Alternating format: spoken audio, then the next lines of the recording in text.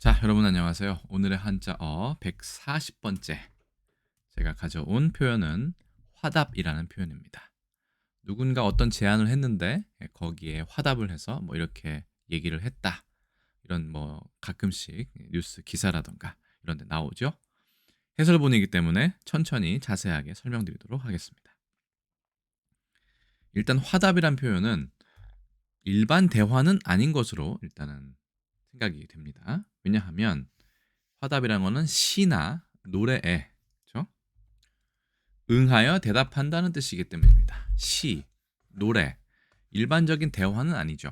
그래서 화답이란 표현 자체가 원래는 노래를 할 때 거기에 맞춰서 화음을 넣는다든가 아니면 한 사람이 노래를 했을 때 이걸 듣고 다른 사람이 다시 거기에 비슷한 연관된 노래를 불러준다든가 하는 것을 생각하시면 됩니다. 동시에든 아니면 순차적으로든요. 시도 마찬가지죠. 예전에 그 뭐 당시 보면 이제 창화시 정도가 있는데 노래를 부른다고 합니다. 시도 그렇죠? 운율이 있으니까 창화라고 얘기하는데 한 사람이 노래를 부르면 거기에 따라서 조화롭게 그렇죠? 분위기가 좋은 거죠.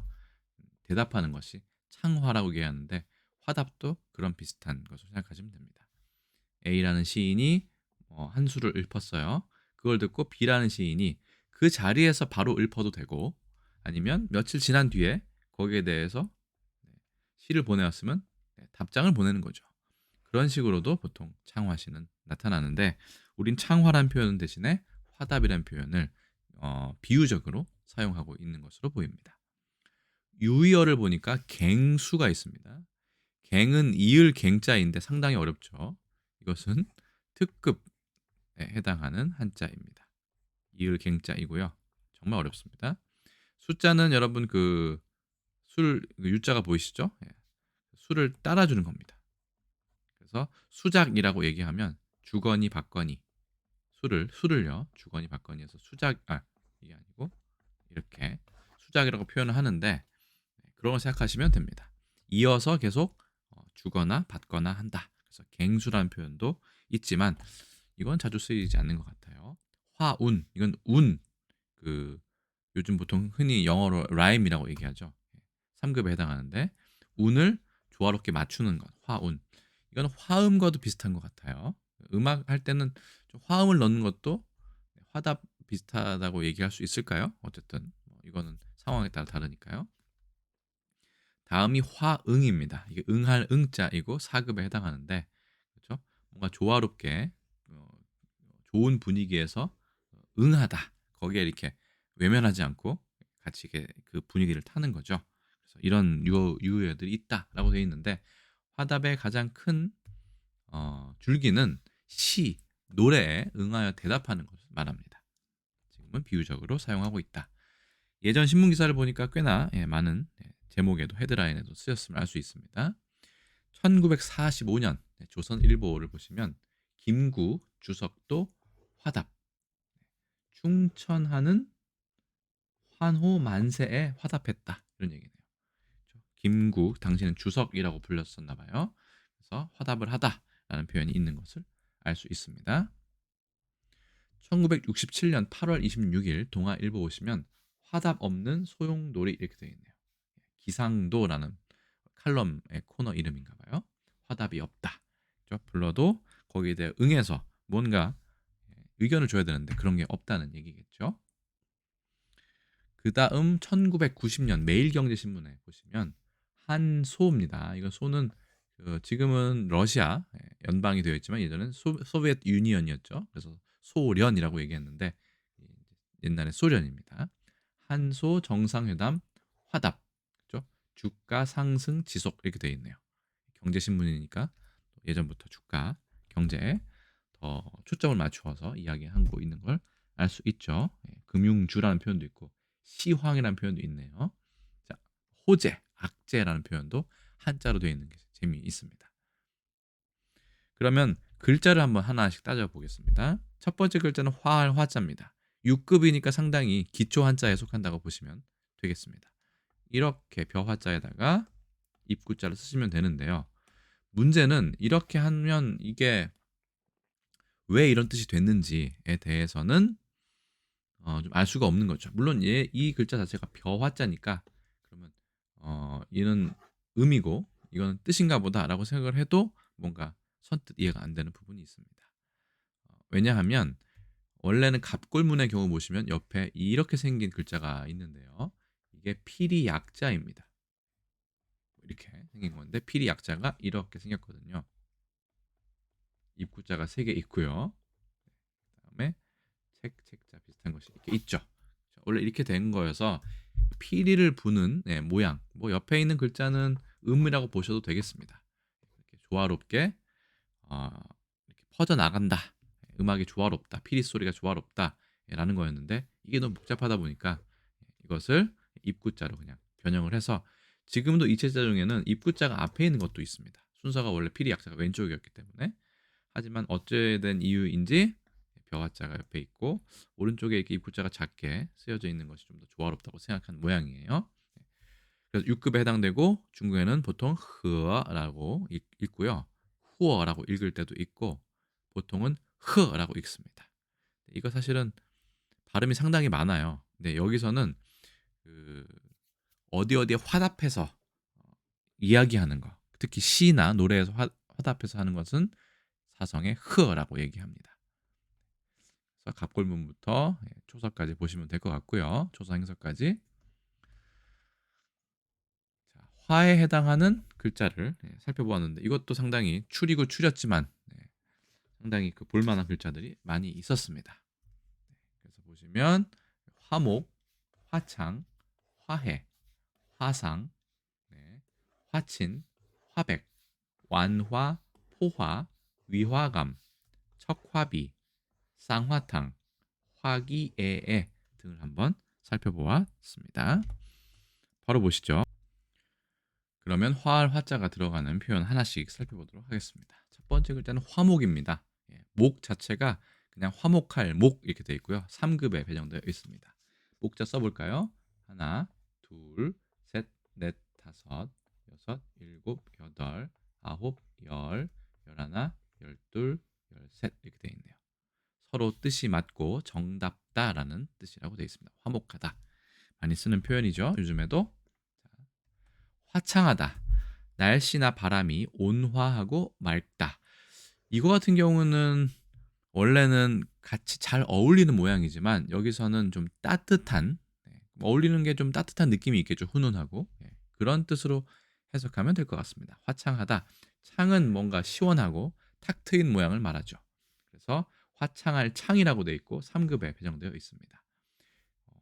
유의어가 재밌는 게 경청하다, 난화하다라고 되어 있는데 이 난화라는 표현은 지금 현대 중국어에서도 노아호 해가지고 따뜻하다는 표현으로 나와 있습니다. 화창하다는 날씨가 추우면 좀 어렵고 날씨가 상당히 구름 없이 맑고 그다음에 공기도 좀 따뜻한 편이어야지 화창하다고 보통 얘기를 합니다.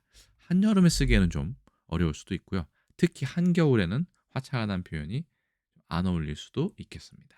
이게 따뜻하다는 뜻이 좀 있거든요. 자, 그래서 창자를 써보겠습니다.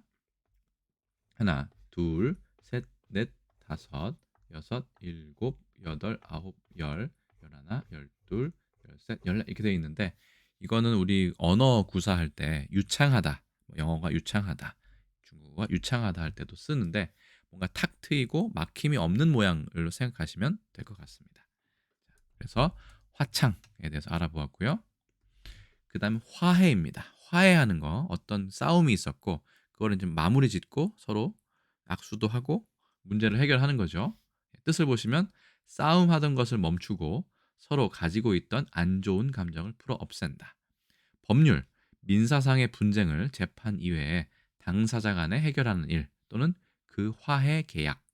화해라는 말이 법률적 용어로도 그대로 쓰이는 걸 알 수 있습니다. 옆에 있는 글자는 풀해자인데요. 소의 뿔을 칼로 이렇게 도려내는 어떤 그 회의자라고 보면 되겠죠. 장음이고 4급에 해당됩니다. 한번 써보겠습니다. 하나, 둘, 셋, 넷, 다섯, 여섯, 일곱, 여덟, 아홉, 열, 열하나, 열둘, 열셋 이렇게 되어 있습니다. 풀 해자가 되어 있는 걸 알 수 있습니다. 화해. 그 다음 거 보실까요? 화상. 불교 수행을 많이 한 승려, 불교에서 수행을 많이 한 승려, 아니면 그냥 승려를 높이 이르는 말. 화상이란 표현은 사실은 중국에서는 허상이라고 해서 자주 씁니다. 그 승려나 스님에 대해서. 우리는 많이 쓰는 것 같진 않은데 현대 한어 대사전을 살펴보니까 원래는 버머, 산스크리트어인데 옛 서역의 말 중에 좀 정확하지 않게 음역이 된 말이라고 합니다. 그러니까 이거는 한자로 표기됐지만 한자의 뜻이라기보다는 음을 그대로 번역했다고 생각하시면 됩니다. 그래서 인도에서는 예전에 아주 친한 가까운 스승을 통칭하는 말이 허상이었는데 그것이 그냥 한자로 오면서 발음에 왜곡이 있었겠죠. 거기다 그걸 또 우리가 가지고 오면서 화상이라고 표현했는데 우리말에도 가까울 수도 있고 산스크리트어가 아니면 현재 중국어에 가까울 수도 있고 알 수가 없습니다. 그래서 중국에서는 이게 남자 불교 신도를 허상이라고도 화상이라고도 얘기를 하지만 어떨 때는 또 여신도 우리는 비군이라고도 얘기하죠. 아니면 신도니까 뭐 그냥 일반인일 수도 있고요. 를 지칭하기도 한다라고 되어 있습니다. 우리는 화상이라고 하면 전문적이라고 하면 수행을 많이 한 그런 승려를 화상이라고 얘기하죠. 오히려 상자이고요. 하나, 둘, 셋, 넷, 다섯, 여섯, 일곱, 여덟입니다. 오히려 상인데 우리가 사실은 사람의 얼굴이나 그 사람을 얕잡아 볼 때 화상이라는 표현을 씁니다. 요즘은 잘 안 쓰는데 예전에 드라마라든가 소설에 보면 뭐 "아이고 이 화상아." 뭐 이렇게 쓰는 경우가 있는데 그 화상은 재미있게도 그림 화자를 씁니다. 이렇게 그림 화자를 쓰고요. 이게 본자입니다. 그다음에 이 형상할 때 그 상자를 이렇게 쓰는 것을 알 수 있습니다. 어떤 그림의 그 모양이거든요. 근데 그거를 처음에 얼굴이라는 걸로 비하를 했다가 그죠? 인물 어떤 그림인가 봐요. 그걸 왜 이렇게 비하하는 용어로 썼는지는 정확하게 모릅니다만 어쨌든 이 화상과 그 화상은 다르다는 거 오해 없으시기 바라겠습니다. 그다음에 화백, 이거 신라 때의 어떤 회의 제도를 말하죠. 화백 제도라고도 하고요. 예. 신라 때 나라의 중대사를 의논하던 회의 제도. 의결 방법은 만장일치. 이런 거 시험에 자주 나왔던 것 같아요. 처음에는 경주의 육촌 사람들의 회의였으나 그죠? 뒤에는 진골 이상의 귀족들의 회의로 변하였다. 만장일치. 그러면 분위기가 하나로 모여야겠죠. 이 백자 같은 경우는 제가 봤을 때는 흰 백자라고보다는 말을 하다. 그래서 조화롭게 말을 해서 서로 잘 맞춰가지고 결론을 내는 것이 화백이라고 저는 생각합니다. 흰 백자 하나, 둘, 셋, 넷, 다섯으로 쓰면 되겠죠? 넘어가겠습니다. 화백 제도까지 알아봤네요. 이거는 제가 그 대표 단어에는 넣지 않았지만 가끔씩 그 법률적인 용어나 뉴스 보도를 봤을 때 화관이란 표현이 있어가지고 제가 가져와 봤습니다. 부부가 아닌 남녀가 육체적으로 관계하는 것을 화관이라고 얘기합니다. 예전에는 간통죄라는 게 법률적으로 저촉이 되었을 때는 이게 범죄가 되지만 요즘에는 어, 좀 안타깝게도 결혼을 한 상태라도 배우자 이외에 사람과 관계를 갖는 것이 법률적으로는 범죄가 되지 않는다는 판결이 꽤나 오래전에 나와 있었죠. 물론 그 이후에 이런 책임을 져야 되지만 그래서 화간이라는 표현은 서로 조화되는 마음에서 그런 관계를 맺는 것을 화간이라고 얘기합니다. 여자 여자 세개 들어간 게 좀 현재의 남녀 평등의 기조에는 좀 어긋나는 부분이 있습니다만 어쨌든 예전에 만든 글자이니까요. 그래서 화관에 반대되는 말이 무언가 봤더니 강간이었습니다. 화가는 서로 합의하에 어떤 좋은 분위기에서 뭐 좋은 분위기라 하기엔 그런데 그죠? 그런 데서 이런 관계가 이루어졌다면 강간 같은 경우는 그죠? 보통 이게 본자이죠. 이거는 이제 굳세다는 뜻이지만 강제로의 뜻이 있죠.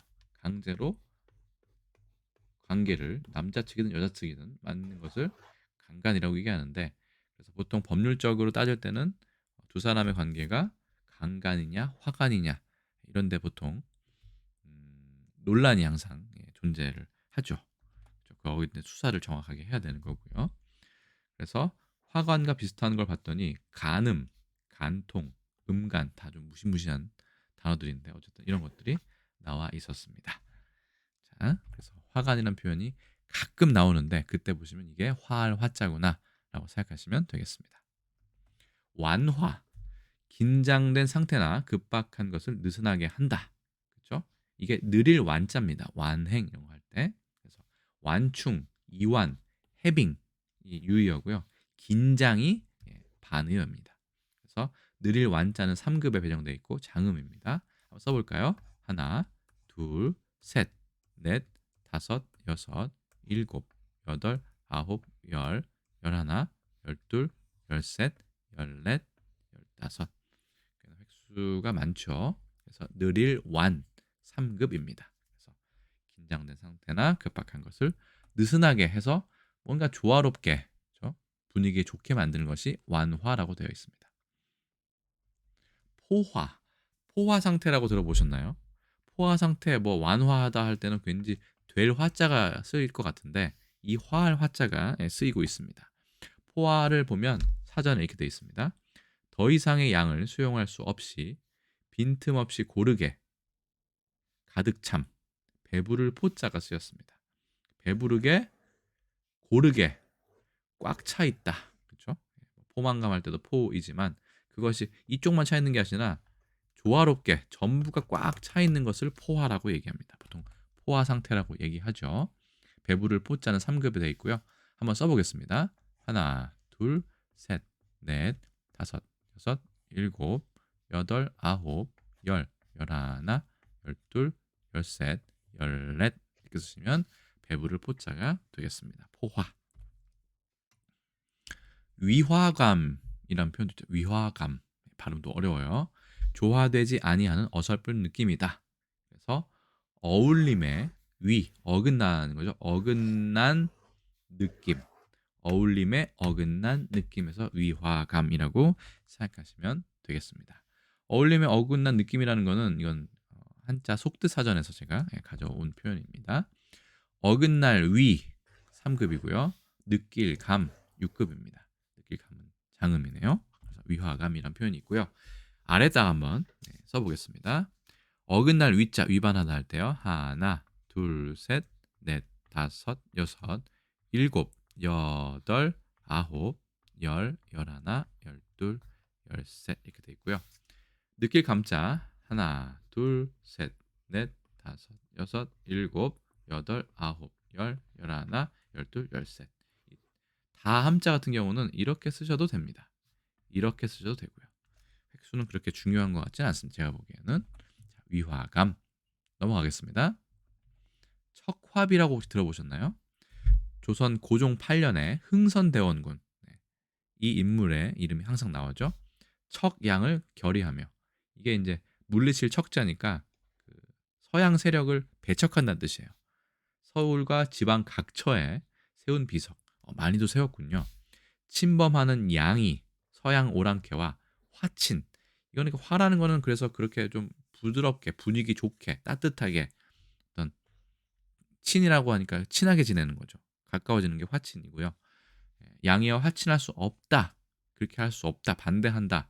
라는 뜻을 새겨 넣었다. 척화비가 전국의 각지에 세워진 모양이에요. 그래서 이건 물리칠 척 3급이고요. 비석비 4급입니다. 아래쪽에 한번 써보겠습니다. 물리칠 척자 하나, 둘, 셋, 넷 여기까지 도끼죠. 거기다가 다섯 물리칠 척자입니다. 비석비자는 하나, 둘, 셋, 넷, 다섯, 여섯, 일곱, 여덟, 아홉, 열, 열하나, 열둘, 열셋 이렇게 쓰셔야 됩니다. 자, 척화비, 그렇죠? 어떤 화친을 배척하는 비석이다라고 생각하시면 되겠습니다.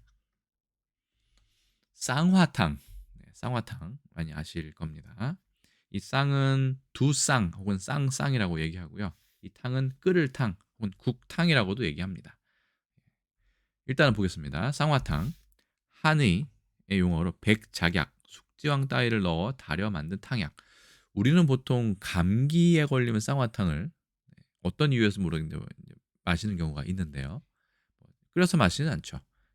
시중에 나오는 기성품 마시긴 하는데 피로 해소와 기혈이 허한 것을 보충해 주는데 쓰인다. 감기에 특효가 있다고는 생각하지 않는데 그래서 혹시 몰라서 한국 민족 문화 대백과 사전을 살펴보니까 동의보감 잡병편 허로의 항에 기술되어 있고 또 의문보감 권이 허손편에 또 전제 인용이 되어 있는 모양이에요. 대병우에 기가 모자랄 때, 그러니까 큰 병을 앓고 난 다음에 기가 모자랄 때 가장 효과적이라고 하였고 좀 의외로 처방의 조성으로 보아 쌍화탕은 감기약이 아닌 것으로 판단을 하고 있고요.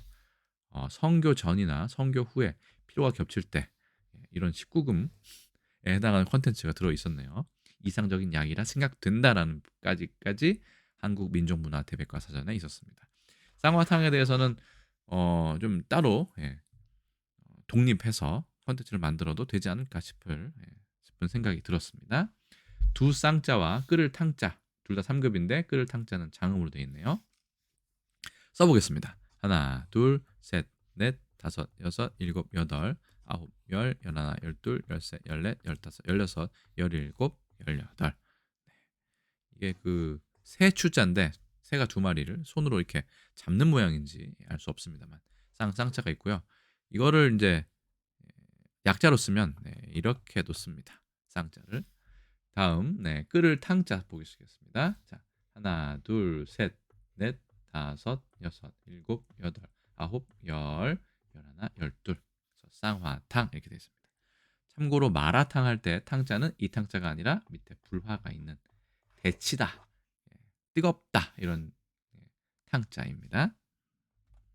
요즘 젊은 사람들이 많이 좋아하죠. 중고생들, 대학생들, 특히 여성들이 조금 더 좋아하는 것 같아요. 마라탕 같은 경우는 중국도 똑같습니다.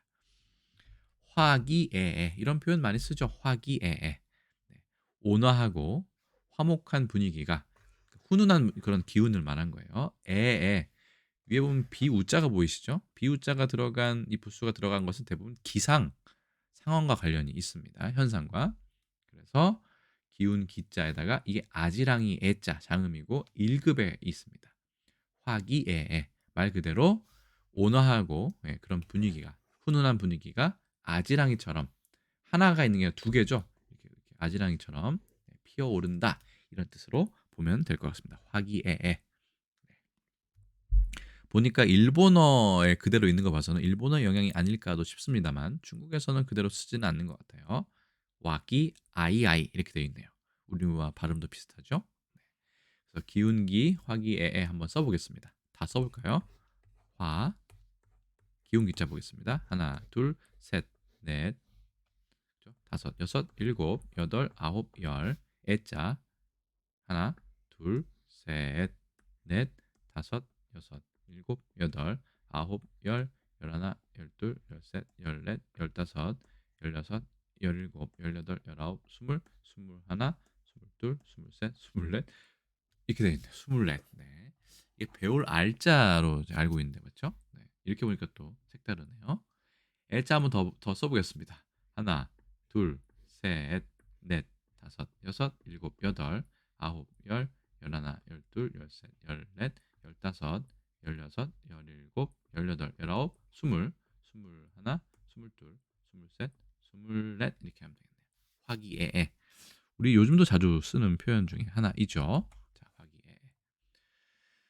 그래서 화할 화자는 6급에 해당하고 화목, 화창, 화해, 화상, 화친, 화백, 완화, 포화, 위화감, 척화비, 쌍화탕, 화기애애까지 알아보았습니다.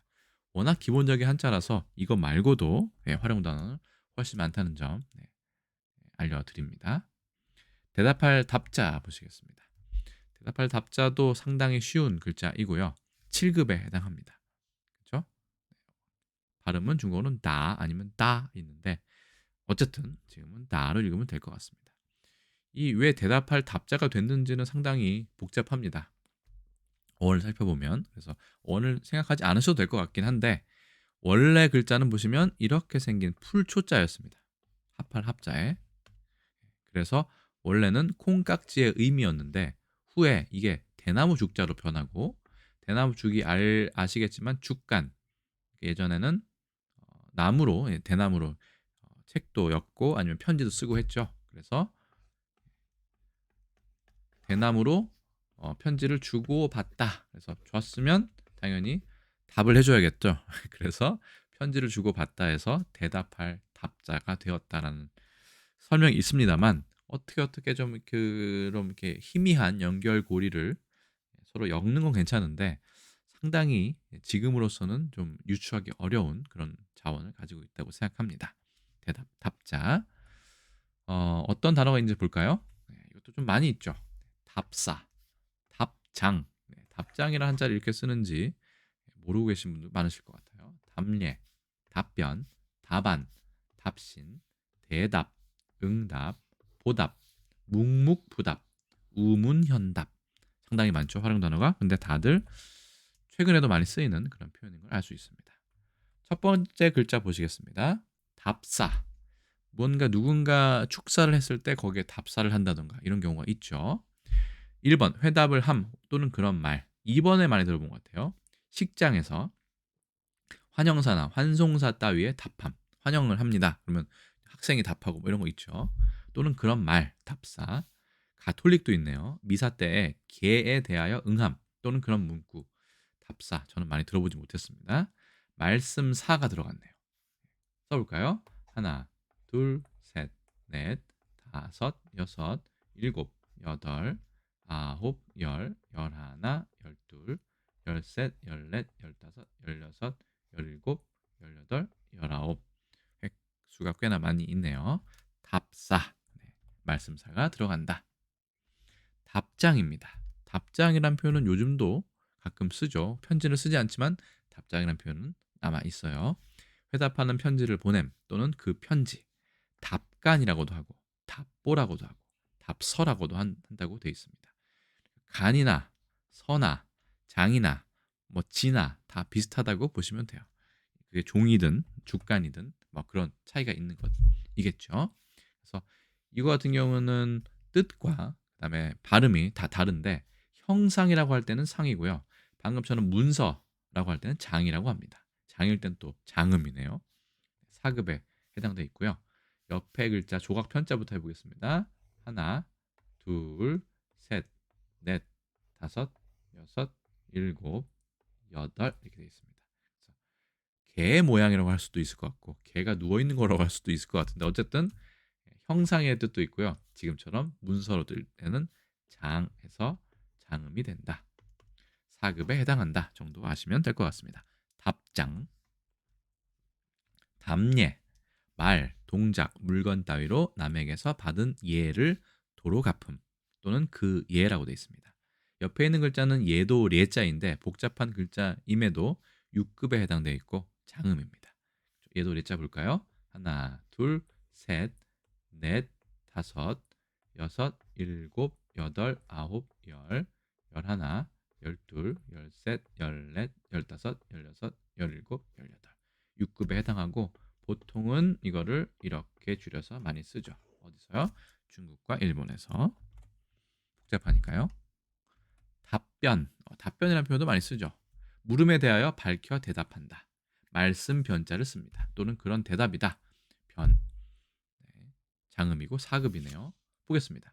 하나, 둘, 셋, 넷, 다섯, 여섯, 일곱, 여덟, 아홉, 열, 열하나, 열둘, 열셋, 열넷, 열다섯, 열여섯, 열일곱, 열여덟, 열아홉, 스물, 스물하나 해서 말씀 변자가 됩니다. 자, 계속해서 보실까요? 예, 답할 답자가 들어가는 한자 답안입니다. 답안, 답안지라고도 얘기하죠. 문제 해답 또는 그 해답을 쓴 것, 보통 종이를 많이 말하죠. 답으로 내놓은 생각이라는 표현도 한자 속뜻 사전에 있었습니다. 이게 생각 안이란 뜻이죠. 책상 안으로 되어 있고요. 마음 목자가 보이시죠? 5급으로 되어 있고 장음입니다. 안자 써볼까요? 하나, 둘, 셋, 넷, 다섯, 여섯, 일곱, 여덟, 아홉, 열 해서 책상 안자입니다. 답안, 답안이죠. 답신, 회답으로 통신이나 서신을 보낸다. 또는 그 통신이나 서신. 믿을 신자가 들어가고 이게 장음인데 6급에 해당합니다. 근데 믿을 신자에는 서신의 뜻이 있죠. 그땐 책 서도 편지의 뜻이고요. 이 신자도 편지의 뜻이라고 보시면 됩니다. 답신. 자, 그래서 믿을 신자 써보겠습니다. 하나, 둘, 셋, 넷, 다섯, 여섯, 일곱, 여덟, 아홉. 그래서 믿을 신자 혹은 편지 신자라고도 말씀드릴 수 있겠습니다. 대답입니다. 부르는 말에 응하여 어떤 말을 함 또는 그 말, 상대가 묻거나 요구하는 것에서 대하여 해답이나 제 뜻을 말함 또는 그런 말. 3번 뜻, 어떤 문제나 현상을 해명하거나 해결하는 방안. 대할 대자 장음이고 6급입니다. 볼까요? 하나, 둘, 셋, 넷, 다섯, 여섯, 일곱, 여덟, 아홉, 열, 열하나, 열둘, 열셋, 열넷. 이 악기일 수도 있고 어떤 촛불 같은 거를 손으로 들고 이렇게 사람의 얼굴을 비춰보는 것에서 대할 대자가 나왔다라는 설명을 본 적이 있습니다. 자, 대답입니다. 응대. 부름이나 물음에 응하여 답하다. 대답이나 응대나 비슷하죠. 응할 응자입니다.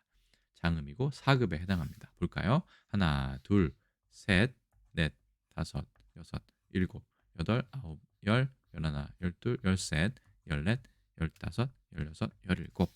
네, 응할 응자 4급에 해당합니다. 응답. 보답입니다. 남의 호의나 은혜를 갚음.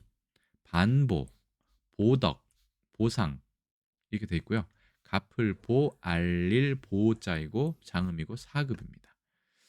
한번 보답의 보를 볼까요? 자, 하나, 둘, 셋, 넷, 다섯, 여섯, 일곱, 여덟, 아홉, 열, 열하나, 열둘 하면 보답 보자가 되겠습니다. 이 중에 조심해야 될 거는 반보라는 것이 유효로 나왔는데 이게 되돌려서 갚아줌 이런 뜻입니다. 근데 우리 말도 그렇지만 이 갚을 보자가 긍정의 뜻, 은혜에 대한 보답을 할 때도 있고 보복 등과 같이 오히려 그 사람을 해하려고 해치려고 하는 그런 돌려줌도 있습니다.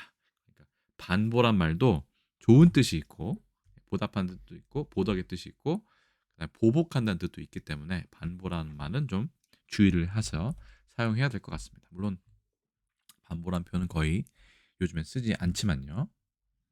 묵묵부답, 잠자코 아무 대답도 하지 않음, 묵비, 부답, 침묵 정도로 해석을 유효로 보면 될 것 같습니다.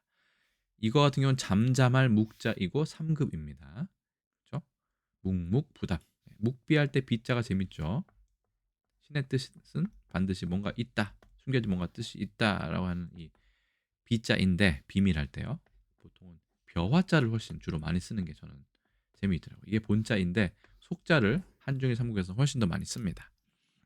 자, 묵비권 할 때 그 비자가 숨길 비자입니다. 묵묵부답 써볼까요? 잠잠할 묵자 이렇게 씁니다. 아니 불자는 뭐 쓰면 되겠죠? 자, 계속해서 보겠습니다. 우문현답 많이 들어보셨을 거예요. 어리석은 질문에 그렇죠? 현명하게 답하다. 우문현답입니다. 왼쪽 글자는 어리석을 우자이고요. 물을 문자 차례로 어질 현자입니다. 물을 어디서 우자는 3급, 물을 문자는 7급, 어질 현자는 4급에 배정되어 있습니다. 이 중에 물을 문자만 장음이네요. 써보겠습니다. 우문현답까지 쓸게요. 하나, 둘, 셋, 넷, 다섯, 여섯, 일곱, 여덟, 아홉, 열, 열하나, 열둘, 열셋, 열넷, 열다섯, 열여섯, 열일곱, 열여덟, 열아홉, 스물, 스물하나, 스물둘, 스물셋, 스물넷, 스물다섯, 스물여섯, 스물일곱, 스물여덟. 아니네요. 지금 너무 이거 다 세버렸어요. 집중하느라고. 자, 하나, 둘, 셋, 넷, 다섯, 여섯, 일곱, 여덟, 아홉, 열, 열하나, 열둘, 열셋, 열넷, 열다섯. 답자 한 번 더 쓸까요? 하나, 둘, 셋, 넷, 다섯, 여섯, 일곱, 여덟, 아홉, 열, 열하나, 열둘. 우문현답까지 보았습니다. 또 이번 그 대답 답자와 관련된 글자도 상당히 많았습니다. 다시 보시면 답사, 답장, 답례, 답변, 답안, 답신, 대답, 응답, 보답, 묵묵부답, 우문현답 이 정도가 이겠네요. 화답이란 표현을 사전에 찾아보니 우리만 이런 표현을 쓰고 있다는 것을 알게 되었습니다. 재미있죠? 그래서 중국 같은 경우는 허, 시 실제로 시에 화답하는 것을 허, 시라고 얘기하고요. 또 뚜이, 그 이건 정말로 노래에 답하는 걸 말하는 것 같아요. 대응하는 거니까요. 그다음에 아까 말씀드린 것처럼 창화시, 창, 허라는 표현이 저는 이 중에서 가장 비슷한 말이 아닐까 생각이 드는데 그렇죠. 문제는 우리는 화답하다는 표현을 가끔 쓰지만 중국에서는 이런 표현은 잘은 쓰지 않는다는 거죠. 정말 시나 노래를 뭔가 화답할 때 빼고는 화답하다는 표현은 평소에는 잘 쓰지 않는 것 같습니다. 그 다음에 그 일본어 보시면 쇼와 얘랑 똑같죠? 네. 창화라는 표현이 비슷할 것 같고요. 와슈 아까 이 그 뭡니까 수작을 벌 때 수자죠. 술 따르는 수죠. 그런 거 할 때도 와슈라는 표현이 있다고는 돼 있습니다만 이것도 자주 쓰는지는 알 수가 없습니다. 어쨌든 우리처럼 화답을 쓰는 나라는 우리밖에 없다 정도 생각하시면 좋을 것 같고요. 영어로도 어떻게 보면 직역밖에 안 될 것 같아요. response 이건 이제 반응이고요. 응답이고 respond to라고 하면 어디 어디에 응답하다니까 이 정도로 의역을 하면 되지 않을까 싶기는 합니다. 화답에 대해서 한, 중, 일, 영 네 개의 국가의 언어에 어떻게 표현하는지를 알아보았습니다. 오늘도 설명이 꽤나 길어졌네요. 그래서 오늘의 한자어 140번째는 화답이라는 표현에 대해서 알아보았고 화할 화자에 답할 답자를 쓰고 원래는 노래나 시에 대해서 상대방이 답장을 보내는 것처럼 거기에 화답하는 그런 의미이지만 실제로 뉴스에서는 비유적으로 사용한다까지 말씀을 드렸습니다. 일단 오늘 설명 여기까지고요. 저는 또 다음에 다른 컨텐츠에서 인사드리도록 하겠습니다. 모두 모두 고생 많으셨습니다. 여러분 안녕히 계세요.